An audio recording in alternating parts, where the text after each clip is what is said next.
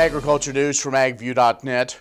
We're continuing to learn more about those devastating floods and tremendous loss of livestock to our neighbors in the north in Nebraska and even portions of Kansas. The Nebraska Farm Bureau has now launched a relief effort to aid Nebraska farmers, ranchers, and those rural communities that were suffering from those natural disasters that took place a few days ago. It's impacted really most of their state. Those relief efforts include the establishment of a disaster relief fund, as well as the launch of an online agriculture disaster exchange to connect those in need with those who can help. Now, if you want to donate money, you can do it to the Disaster Relief Fund, and that'll be targeted to aid Nebraska farmers, ranchers, and those rural communities that were affected by the recent storms as well as all that flooding. Priority is going to be given to efforts to restore health and safety in rural communities and back to the farm and ranch households that were damaged so much and displaced by this natural disaster. Now, if you would like to donate, you can go to nefb.org.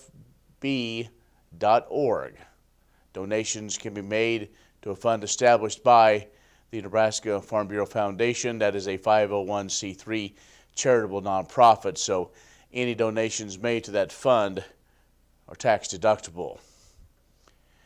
Well, and Kansas cattlemen and who have been affected by this storm of death losses or even some disease due to the adverse weather conditions could possibly be eligible for compensation through the Livestock Indemnity Program, or LIP, from USDA. An owner or contract grower needs to file a notice of loss with their local county farm service agency office within 30 calendar days of when the livestock loss was first apparent. A separate application for the payment along with supporting documentation must be filed within 60 calendar days after the end of the year of which the eligible loss and the condition did occur. Livestock owners also must record all pertinent information, including things like the number and kind of all livestock, as well as those adversely impacted by eligible loss condition resulting in either death, loss, or disease. Payments are going to be based on losses in excess of normal mortality.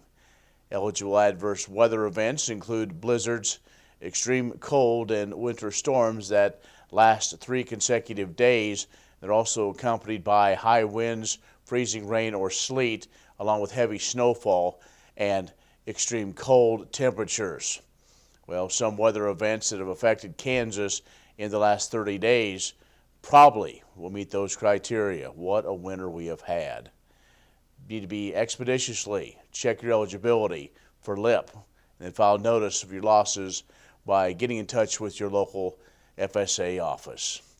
Now, we hope to have the State Farm Service Director, David Shim, on our program here in the coming weeks to get a full explanation of this program and other assistance which may be made available to our farmers and ranchers.